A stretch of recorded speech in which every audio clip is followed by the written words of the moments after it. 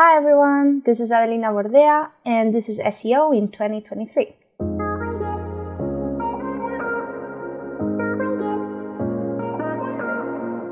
Adelina, what is your number one SEO tip for 2023?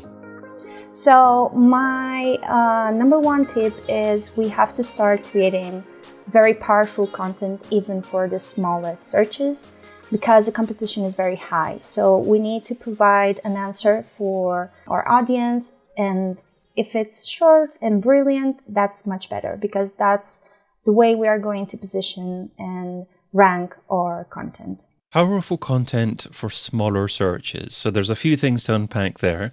So first of all, how do you define smaller searches and what is powerful content? All right, so I would define powerful content as a content that answers to the audience search. And a smaller search is usually named as a niche as well.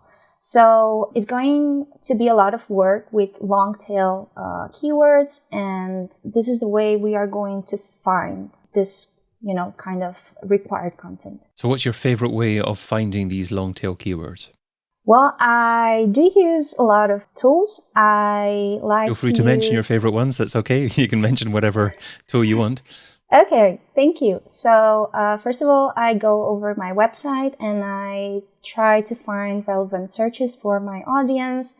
Then I do a keyword research with Ahrefs, or I don't know how to pronounce that actually. Ahrefs. Ahrefs, yeah, perfect.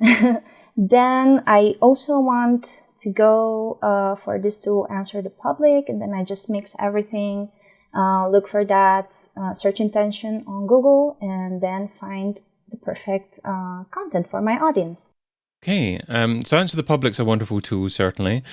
The challenge with it is it doesn't come with any associated keyword volume, and quite often these are so-called zero volume keyword phrases. Does that not impact your thinking at all in terms of what keywords to select? Yeah, of course. That's why I go with Ahrefs, and I just try, to actually select those that have a relevance for my business as well. I mean, I have to create content for people, but for people that read that content. If I don't have an audience, what I'm doing. Okay, so it seems like it's a combination between both. Maybe you start off with defining content from your website, thinking about who your users are, initial searches through Ahrefs, bringing that into Answer the Public, and then taking the results from there back into Ahrefs to perhaps order opportunities based upon potential keyword volume then. Yeah, that's exactly what I do. Sounds good. Okay. So then the next step in the process will be deciding, I guess, on the content that you're going to write to target those keyword phrases. So you mentioned at the beginning that sometimes a very specific short answer is appropriate and can be a piece of powerful content in itself. So how do you decide on which keyword phrases need longer form content and which keyword phrases can be answered just with one answer? Well, I usually study that my competitors. I see what they answer and how we can do it better. I mean, this is basic SEO, content SEO. You just see what is going on the world, and then you just try to improve it. Sometimes it's about the text, but sometimes it's about adding something new, like a photograph, a video, or any kind of multimedia item. So that way you can be better and offer a better solution comparing to your competitors. And how do you decide on who your competitors are? Is it simply who are ranking for your target keyword phrase? Well, it really depends, because if you are working on a project, you have clear competitors.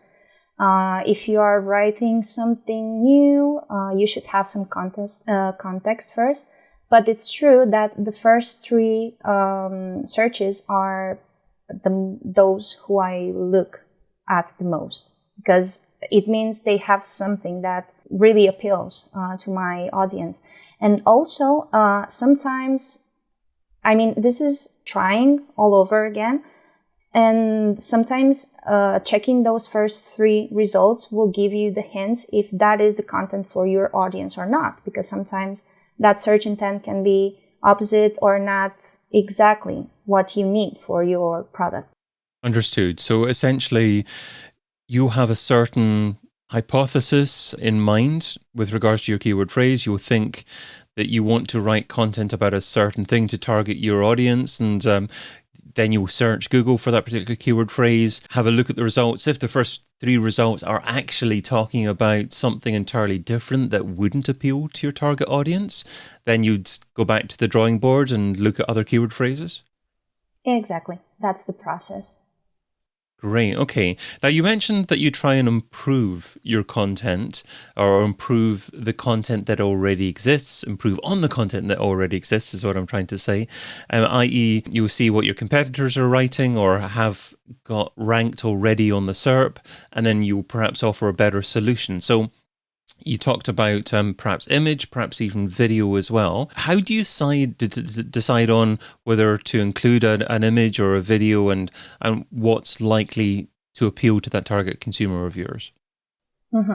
So this is something you learn working for some time on a project, and it really depends what they are selling.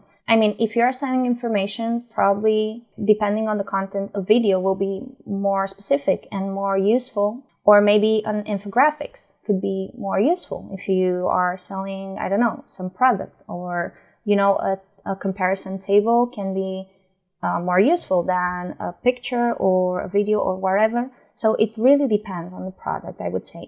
I know SEOs love that it depends word, but it really depends. And what I've learned is that also when you are spending a long time working on the same project, the content you are releasing will tell you what works and what not. So you can make decisions based on that as well. Okay.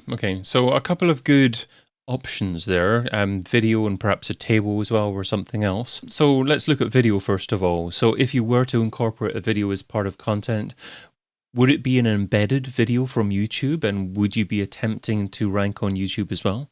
Yeah, why not? I mean, we can do SEO on YouTube as well and try and pick some new users. And also, there are some websites that if you upload a video and it's not embedded, it's going to be really heavier. So it will impact on the WPO. And this is bad for the website as well. I know there are a lot of things you can do to improve that, but I think an embedded option is easier and faster as well. Okay. And your mention of table made me think of the kind of content that appeals to journalists.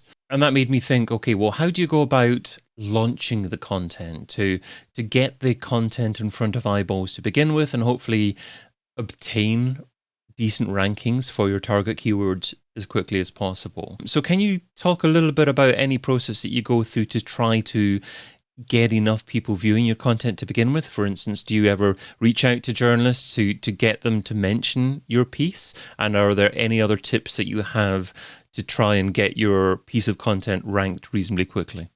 It depends. If you're, writing for your website's blog, you are just going to create the best content possible, then make sure Google is indexing and ranking it, and also, making fundamental optimization and see what you can still add to that article. If you are launching something, yeah, of course.